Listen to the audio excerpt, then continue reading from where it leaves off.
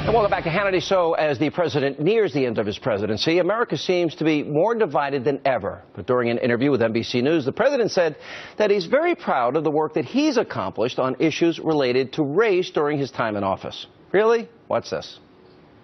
I am very proud that my presidency can help to galvanize and mobilize America on behalf of issues of racial disparity and racial justice. But I do so hoping that my successor, who's not African American, if he or she is not, that they'll be just as concerned as I am. Here with reaction, Milwaukee County Sheriff David Clark and Fox News senior correspondent Geraldo Rivera. Really? The constitutional attorney president that said, oh, if I had a son, he'd look like Trayvon, and rushed to judgment wrongly in that case, or in the Michael Brown case, or the Cambridge police acted stupidly, rushing to judgment, three-time loser, wrong, without having any facts. I would argue just the opposite of what he said is true. And I surprisingly maybe agree with you. I think that the president has gotten involved in racial matters. First, hello to you and the sheriff. Has gotten involved in racial matters only when the African-American person is portrayed as the victim, whether it's Trayvon Martin or Michael Brown or any of the others. He jumps in and the classic NAACP, we are victims, woe is us, take care of this situation. To me, the president has failed most profoundly in the area of race relations. Why?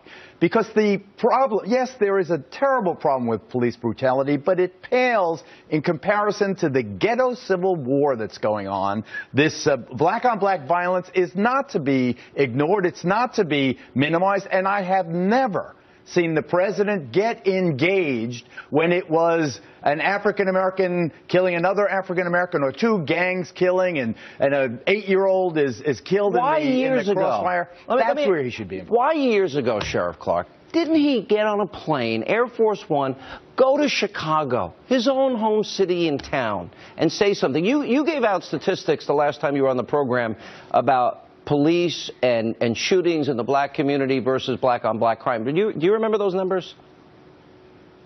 Not off the top of my head, but I want to correct Geraldo on something he said about police brutality. As it's being defined, no, it's not a pervasive problem in America, Geraldo. You know better than that. But as for President Obama, he is hallucinating if he thinks he has improved race relations in America. The polling shows otherwise.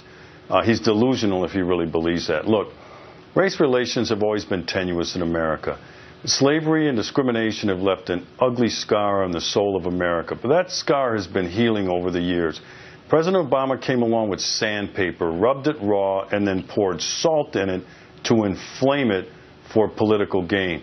He doesn't believe that, and neither does anybody else. I think that's way too harsh, Sheriff. And I don't take a backseat to anybody when it comes to supporting the thin blue line. I was at the funeral of Randolph Holmes. I wasn't working. I just went to show my support for those cops that I believe in with all my heart and soul. But you cannot deny that there are black moms out there who fear their child running into cops more than they fear their child running into crooks. Rightly or wrongly, there is enough evidence to suggest that this is a problem we should pay some attention. That is emotion. That's anecdotal. Show me who they are. Show me what they are engaged in. Let's have a reasonable conversation minus the emotion and the anecdotal claims that I'm always hearing about. Well, when you talk about anecdote, I'm from Avenue C. I was a lawyer in the South Bronx and the Lower East Side. When I give you anecdotes, it's from personal eyewitness experience. I think that these problems are manageable. I think the president should do his best, his utmost in the last year in office to be the bridge between the black and the blue communities. That's what we need. But he hasn't been. He hasn't been, and it's sad, and that is his failing.